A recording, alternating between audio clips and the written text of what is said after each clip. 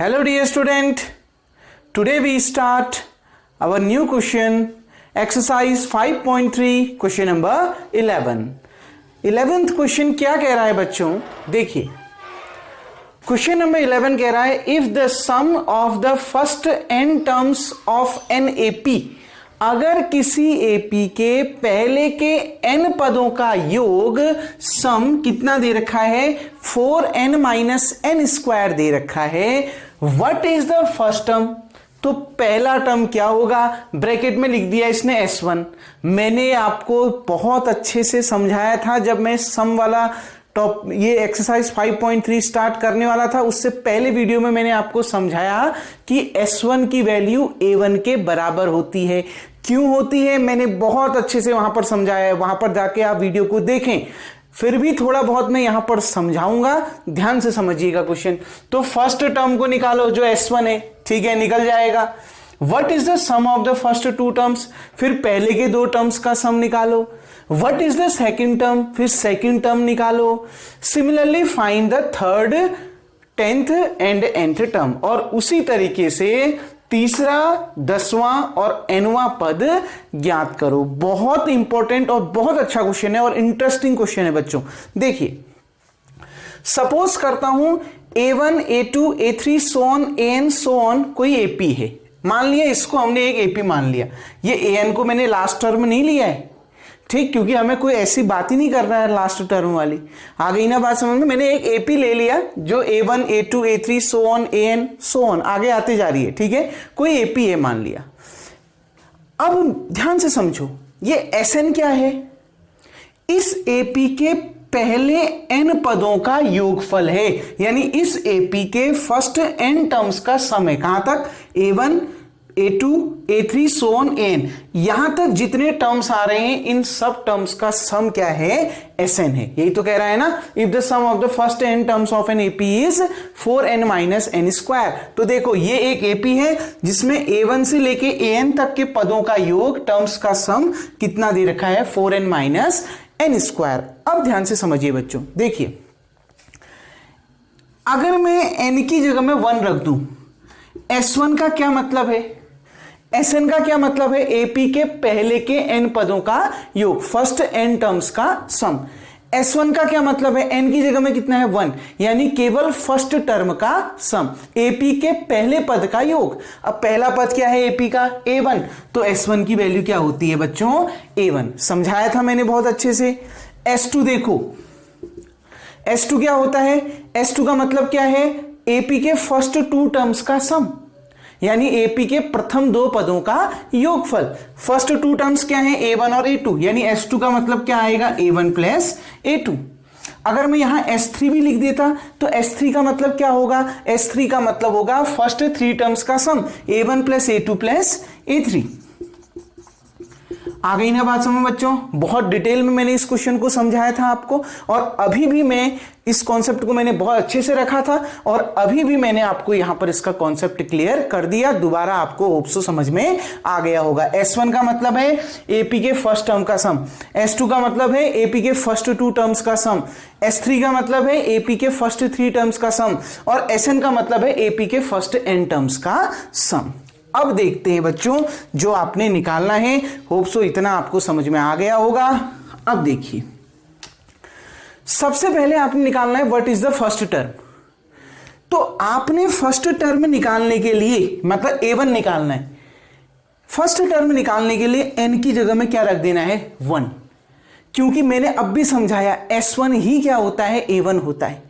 अगर यहां पर S1 आ गया, S1 का मतलब क्या है, एपी के फर्स्ट टर्म का सम, और फर्स्ट टर्म तो एक ही है A1, तो S1 का मतलब क्या हो जाएगा, A1 हो जाएगा। आ गई ना बात समझ में। तो n की जगह में 1 रख दीजिए बच्चों, तो S1 4 इंटू 1 माइनस 1 का square, S1 equals to 4 into 1 4 minus 1, 4 minus 1 कितना 3। और अब भी मैंने समझाया है यही S1 आपका एपी का क्या होता है, फर्स्ट टर्म। S1 का मतलब क्या है, एपी के फर्स्ट टर्म का सम, ठीक है, एपी के फर्स्ट टर्म का सम। अब फर्स्ट टर्म अकेला है तो क्या सम करोगे उसका, वही तो उतर जाएगा A1। आ गई ना बात समझ में। तो फर्स्ट टर्म बच्चों कितना निकल के आ गया, फर्स्ट टर्म आपका निकल के आ गया 3। कोई डाउट। अब देखिए अब क्या निकालना है, what is the sum of first two terms, पहले के दो टर्म्स का सम क्या होगा, पहले के दो टर्म्स का सम होगा ना, ये निकालना है। मतलब अब n की जगह में कितना रख दोगे, 2। इसको मान लेते हैं equation 1। Put n equals to 2 in equation 1। Equation 1 में बच्चों n की जगह में आप कितना रख देंगे, 2 रख देंगे। ठीक, n की जगह में 2 रखिए, कितना आ गया, s2। देखो s2 का मतलब क्या है, एपी के फर्स्ट टू टर्म्स का सम, यही तो निकालना है ना। What is the sum of first two terms, पहले के दो टर्म्स का सम क्या होगा, तो s2 क्या रिप्रेजेंट करता है, पहले के दो टर्म्स का सम। तो देखिए n की जगह में 2 रख दीजिए, कितना आ गया, 4 इंटू 2 माइनस 2 का होल स्क्वायर, 4 2 जा 8 माइनस 2 का होल स्क्वायर 4, 8 माइनस 4 क्या आ गया बच्चों, 4 आ गया। तो आपने क्या निकालना था, what is the sum of first two terms, तो पहले के दो टर्म्स का सम कितना आ गया, 4 आ गया। तो नीचे क्या लिख देंगे, sum of first two terms equals to 4। Clear, लिखना है, लिखेंगे क्या, the sum of first two terms of AP is 4। Clear. अब देखिए, अब ध्यान से समझिए, अब क्या निकालना है, what is the second term, second term क्या है ये भी निकालना है। अब भी मैंने आपको बताया, we know what is the meaning of S2। S2 का मतलब क्या है, S2 का मतलब है एपी के फर्स्ट टू टर्म्स का सम। S2 का क्या मतलब है, एपी के फर्स्ट टू टर्म्स का सम। एपी के पहले टू टर्म्स देखो क्या है, A1 और A2, तो इनका सम कितना आ जाएगा, A1 प्लस A2। अब भी मीनिंग बताई थी, तो S2 का मतलब है बच्चों A1 प्लस A2। S2 की वैल्यू कितनी दे रखी है, 4, तो S2 की जगह में 4 रख दिया। A1 कितना निकला बच्चों, फर्स्ट टर्म कितना निकला, 3, तो A1 की जगह में 3 रख दिया, प्लस कितना, A2। क्लियर। तो A2 निकालना है, देखो ये 3 यहां प्लस में, इधर आके माइनस में, तो A2 equals to 4 minus 3, 4 minus 3 कितना बच्चों, 1। तो A2 की वैल्यू कितनी आ गई, 1। मतलब the second term of AP is 1। Clear, आ गई ना बात समझ में, यहां तक समझ में आ गया। देखो बहुत छोटा छोटा टर्म है, बहुत छोटे छोटे आंसर्स हैं इसके, कोई डाउट बच्चों। अब देखो आगे बढ़ते हैं। Similarly find the third, 10th और nth टर्म। अब अगर आपने थर्ड टर्म निकालना है, nth टर्म निकालना है, 10th टर्म निकालना है, तो उसके लिए फर्स्ट टर्म की जरूरत भी पड़ेगी और कॉमन डिफरेंस की जरूरत भी पड़ेगी। A1 की जरूरत तो पड़ेगी ही पड़ेगी फर्स्ट टर्म की, और उसके साथ साथ किसकी जरूरत भी पड़ेगी बच्चों, कॉमन डिफरेंस की। कोई भी टर्म आप निकाल रहे हो तो आपने पढ़ा है ना formula, an equals to a plus n minus 1 into d. ठीक, n आपको दे ही रखा है जो निकालना है, a आपको मालूम हो गया फर्स्ट टर्म 3। अब आपको जरूरत है कॉमन डिफरेंस की, तो कॉमन डिफरेंस देखिए, कॉमन डिफरेंस, कॉमन डिफरेंस क्या होता है बच्चों, d कैसे निकलता है, A2 माइनस A1, क्योंकि दे रखा है ये AP है, क्वेश्चन में ही दिया है ना, sum of first n terms of an AP, मतलब ये दिया है ये AP है, तो इसमें हर नंबर का कोई भी कंजुगेटिव नंबर उठा दीजिए, उनका जो डिफरेंस आएगा वो क्या आएगा, फिक्स्ड आएगा। तो d इक्वल्स टू कितना, A2 माइनस A1। A2 कितना निकला बच्चों, 1, माइनस A1 कितना निकला बच्चों, A1 कितना निकला 3, तो 1 माइनस 3, 3 में से 1 माइनस करो 2, क्योंकि बड़े नंबर के आगे माइनस का साइन है, तो d की वैल्यू कितनी आ गई बच्चों, -2। कॉमन डिफरेंस भी निकल गया, फर्स्ट टर्म भी आपका निकल गया। आप इसको A1 भी लिख सकते हो, आप इसको A भी लिख सकते हो। आ रही है ना बात समझ में, क्योंकि मैंने पहले भी बोला है A और A1 दोनों का मतलब एक ही है कि फर्स्ट टर्म है AP का। आ गई बात समझ में, क्लियर बच्चों। अब वीडियो को पॉज करके आप इतना उतार लेंगे। अब हम ये निकालते हैं थर्ड, 10th और nth टर्म। क्लियर बच्चों, इतना समझ में आ गया ना, इसको आप पॉज करके उतार लेंगे। अब देखते हैं बच्चों, इसको मिटा देता हूं यहां से। देखो हमने कौन से फॉर्मूले का यूज करना है। थर्ड टर्म तो बच्चों बहुत आसानी से निकल जाएगा, क्योंकि आपको सेकंड टर्म मालूम है ना, तो थर्ड टर्म तो बहुत आसानी से निकल जाएगा। थर्ड टर्म A3 कैसे निकलेगा, सेकंड टर्म मालूम है, सेकंड टर्म में क्या ऐड कर दीजिए, D, यही भी तो बताया है ना मैंने। तो सेकंड टर्म A2 आपको मालूम है, A2 में कितना ऐड कर दीजिए, D। थर्ड टर्म तो ऐसे निकलेगा। अगर उससे पहला टर्म आपको मालूम है तो उसमें D जोड़ दो, सेकंड टर्म मुझे मालूम है, D जोड़ दीजिए। तो देखो A3 इक्वल्स टू कितना आ जाएगा, A2 कितना है बच्चों, 1, डी कितना है बच्चों, -2, तो देखिए प्लस इंटू माइनस कितना, -1 -2, 2 में से 1 माइनस कर दो, कितना आएगा 1, क्योंकि बड़े नंबर के आगे माइनस का साइन है तो क्या आएगा -1। तो A3 की वैल्यू कितनी आ गई बच्चों, -1। क्लियर, A3 भी निकल गया। अब देखिए A3 निकल गया, अब मुझे क्या निकालना है, 10वां पद और nवां पद निकालना है। तो अब इसके लिए मैं फॉर्मूले का यूज करूंगा, क्योंकि 10वां पद मुझे निकालना है तो मुझे 9वां पद नहीं मालूम, उससे पहले का टर्म मालूम नहीं है। तो अब मैं डायरेक्ट फॉर्मूले का यूज करके 10th और nth टर्म निकालूंगा। इतना आ गया ना बच्चों। अब देखिए इस सब को रफ कर देते हैं। याद रखना A1 की वैल्यू कितनी आई थी, 3, ध्यान रखिएगा, और D में मिटाता नहीं हूं यहां से। तो देखिए अब हम किस फॉर्मूले का यूज करेंगे, बाय यूजिंग फॉर्मूला। कौन सा फॉर्मूला यूज करेंगे बच्चों, an equals to a plus n minus 1 into d. हमें कौन सा टर्म निकालना है, 10th टर्म, तो पुट n इक्वल्स टू 10, जो टर्म निकालना है n की जगह में उतना रख दो। तो a10 इक्वल्स टू, ए की वैल्यू कितनी आई थी, 3, तो a मतलब फर्स्ट टर्म, चाहे a1 लिखो चाहे a लिखो, 3 आया था, तो a1 या a की बात है, 3 कर दीजिए, प्लस n की जगह में 10 -1, d की वैल्यू कितनी आई है बच्चों, -2, d की जगह में -2। देखिए a10 equals to 3 plus 10 -1 9 into -2। देखिए 3 प्लस इंटू माइनस कितना, -9 2 जा 18। क्लियर बच्चों, देखिए अब 18 में से 3 माइनस कर दीजिए, कितना आ गया 15, क्योंकि बड़े नंबर के आगे माइनस का साइन है तो क्या आ जाएगा -15। तो बच्चों A10 भी आपका निकल गया -15। देखिए क्वेश्चन में बहुत कुछ पूछा है, इसलिए क्वेश्चन लंबा लग रहा है, वरना क्वेश्चन बहुत आसान है। क्वेश्चन में एक साथ कितने क्वेश्चन पूछ दिए, एक S1 निकालना था, दूसरा फर्स्ट 2 टर्म्स का सम निकालना था, तीसरा सेकंड टर्म निकालना था, चौथा थर्ड, पांचवा 10th, और टोटल 6 क्वेश्चन एक ही क्वेश्चन के अंदर पूछ दी। क्लियर बच्चों, लेकिन क्वेश्चन बहुत आसान है, समझ में आ गया। अब देखिए now nth term of AP, nth term of AP। अब AP का nth term an equals to, अब n की जगह मैं कुछ रख नहीं सकता, a कितना दिया, देखो इसी फॉर्मूले का यूज होगा। a की वैल्यू कितनी आई थी, 3 प्लस n -1, d की वैल्यू कितनी आई थी, -2। देखिए बच्चों an इक्वल्स टू 3, ये प्लस है, ये सॉरी ये माइनस है और ये प्लस है, plus into minus minus. Clear, plus into minus minus, कितना आ गया n -1 इंटू 2, क्योंकि ये प्लस इंटू माइनस, ये प्लस इंटू माइनस क्या कर चुका हूं, माइनस कर चुका हूं। क्लियर बच्चों, an इक्वल्स टू 3 माइनस ये 2 अंदर गया, 2 इंटू n 2n, 2 इंटू 1 2।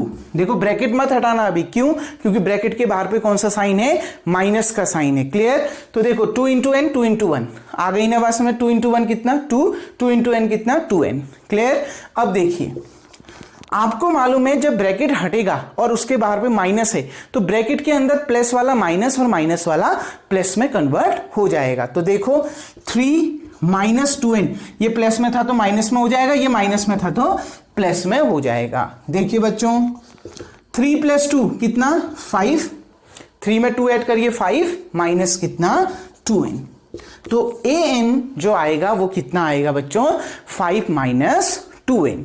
आपसे इस क्वेश्चन में इतना ही पूछा गया था जो आपने निकाल दिया। बहुत अच्छा क्वेश्चन था। पहले AP कंसिडर कर लेना, A1 A2 कुछ भी मान सकते हो, A + D A + 2D आपकी मर्जी है, हर केस से बनेगा।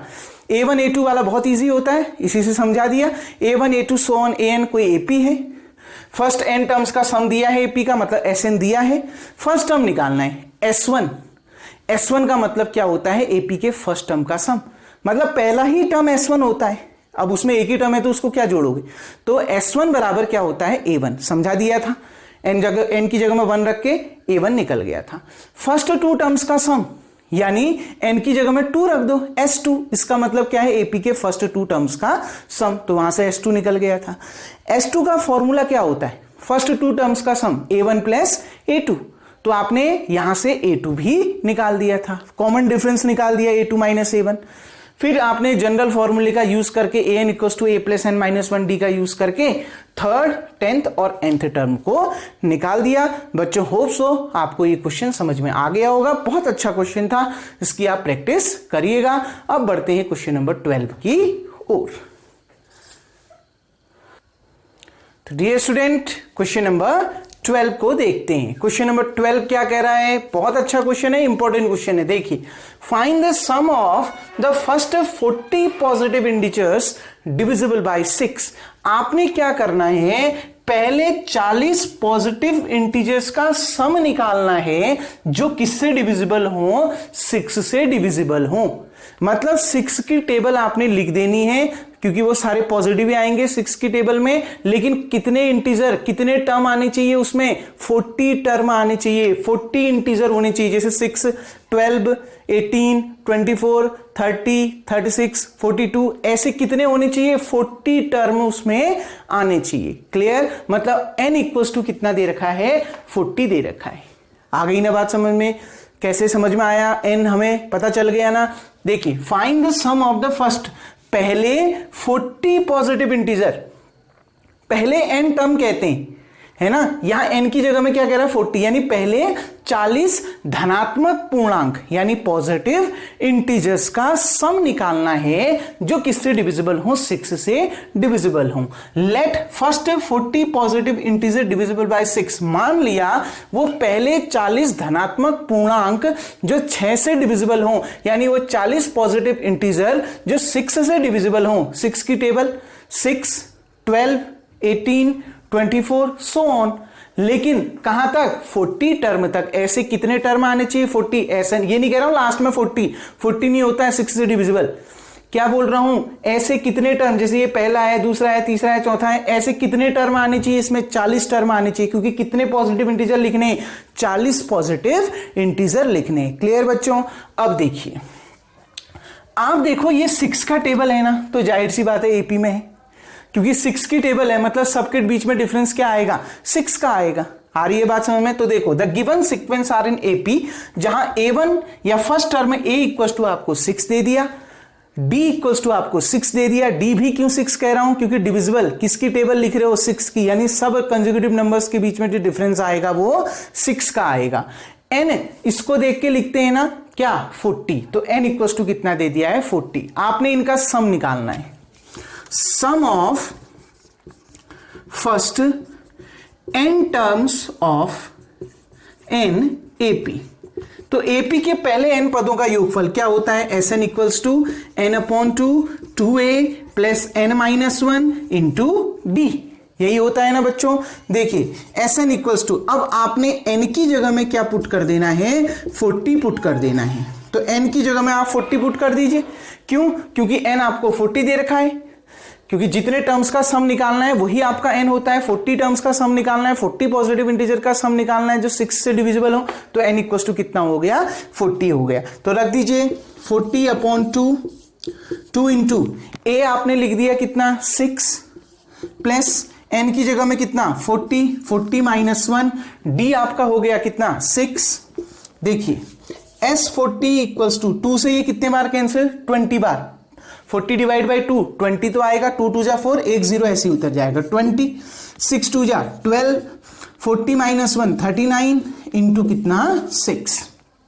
देखिए बच्चों, S40 इक्वल्स टू 20, इसको सॉल्व करते हैं। 12 प्लस 6 9 जा 54, 5 6 3 जा 18 में 5 23। दोबारा चेक कर लीजिए, 6 9 जा 54, 5 कैरी, 6 3 जा 18 में 5 23। S40 इक्वल्स टू 20 इंटू, इन दोनों को ऐड कर दीजिए, 234 में 12 ऐड करिए 246। क्लियर? आ गई ना बात समझ में? इनको मल्टीप्लाई करिए। S40 इक्वल्स टू, देखिए बच्चों, 2 से मल्टीप्लाई कर दीजिए, 1 0 आगे लगा देंगे। 2 6 जा 12, 1 कैरी, 2 4 जा 8 में 1 9, 2 2 जा 4, 1 0 आगे आपका लग जाएगा बच्चों। तो कितना आ गया? 40 पॉजिटिव इंटीजर्स का सम, जो फर्स्ट 40 पॉजिटिव इंटीजर्स का सम जो किससे डिविजिबल हो बच्चों? जो 6 से डिविजिबल हो, कितना आएगा? 4920। तो dear student, hope so question number 12 भी आपको समझ में आ गया होगा। अब क्वेश्चन नंबर 13 आपका होमवर्क है, आपके लिए टास्क है बच्चों, क्योंकि सेम क्वेश्चन नंबर 13 भी क्वेश्चन नंबर 12 की जैसा है। उसमें क्या कह रहा है देख लीजिए, उसको पढ़ लेते हैं। क्वेश्चन कह रहा है find the sum of the first 15 multiples of 8। मतलब 8 के पहले 15 मल्टीपल्स का आपने सम निकालना है। मतलब 8 की टेबल लिख लीजिए, 8, 16, 24, क्लियर। उसके बाद 32, 40, ऐसे कितने टर्म्स आएंगे उसमें? 15 टर्म्स आएंगे, क्योंकि 15 मल्टीपल्स का 8 के कितने मल्टीपल होनी चाहिए? 15। तो उसमें n इक्वल्स टू कितना रहेगा? 15। a इक्वल्स टू कितना रहेगा? 8। d इक्वल्स टू कितना रहेगा? 8, क्योंकि टेबल भी किसकी लिखी जा रही है? 8 की लिखी जा रही है। आ गई ना बात समझ बच्चों? तो होप सो ऐसे ही आप उस क्वेश्चन को भी निकाल लेंगे। अब बढ़ते हैं क्वेश्चन नंबर 14 की ओर। डियर स्टूडेंट, क्वेश्चन नंबर 14 बहुत इंपॉर्टेंट क्वेश्चन है। बोर्ड में ऐसे क्वेश्चन 3 मार्क्स के पूछे जाते हैं, ध्यान रखना।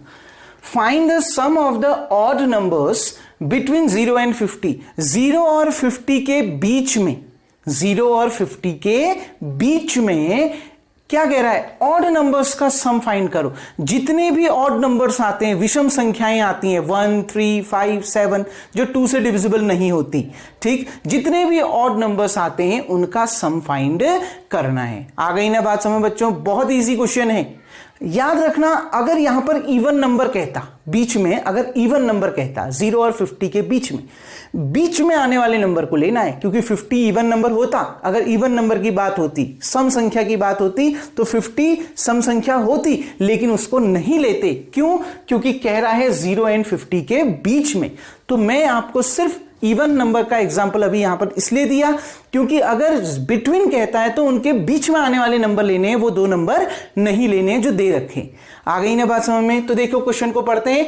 सम ऑफ ऑड नंबर्स, विषम संख्याओं का सम फाइंड करना है 0 और 50 के बीच में आने वाले। तो देखो ऑड नंबर्स बिटवीन 0 एंड 50, 0 और 50 के बीच में क्या ऑड नंबर होंगे?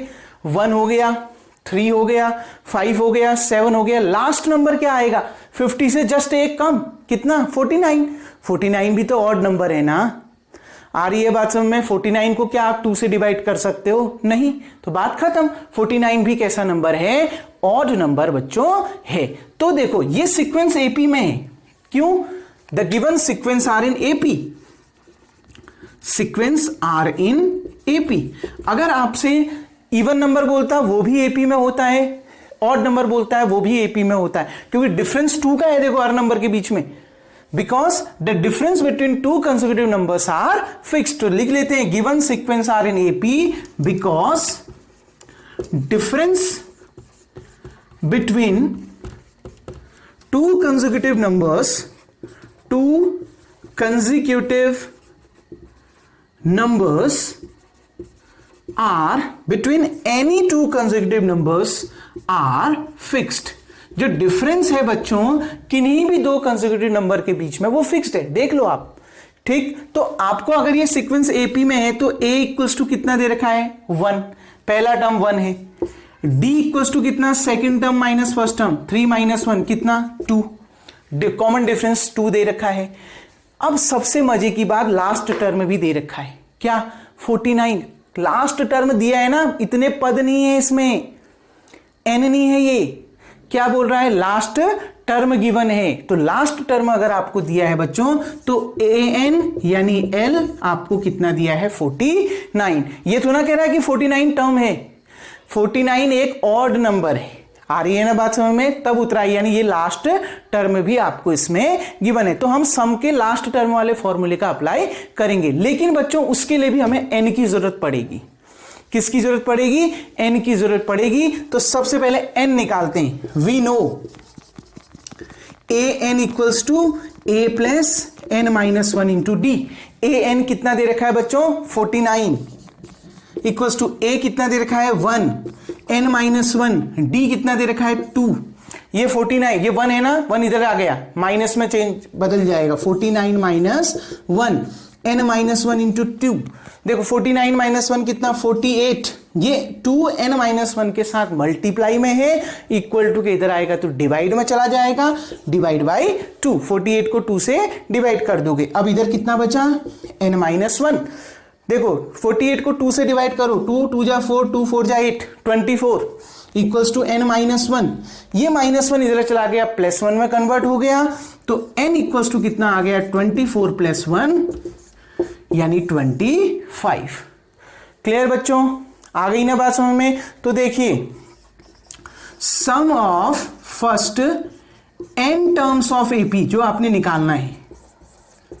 अब n की वैल्यू कितनी आ गई, 25, क्योंकि यही तो निकालना है ना, इनके बीच में आने वाले ऑड नंबर्स का सम निकालना है। तो इनके बीच में कितने ऑड नंबर्स आ रहे हैं, 25 ऑड नंबर्स आ रहे हैं, उनका सम निकालना है। क्लियर बच्चों, तो देखिए फॉर्मूला क्या, Sn equals to n/2 a + l। इसका यूज क्यों कर रहा हूं, क्योंकि लास्ट टर्म गिवन है 49।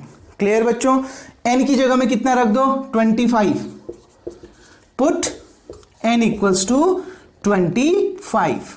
n की जगह में 25 रख दिया बच्चों। देखिए क्या आ गया, 25/2। a कितना दे रखा है, 1।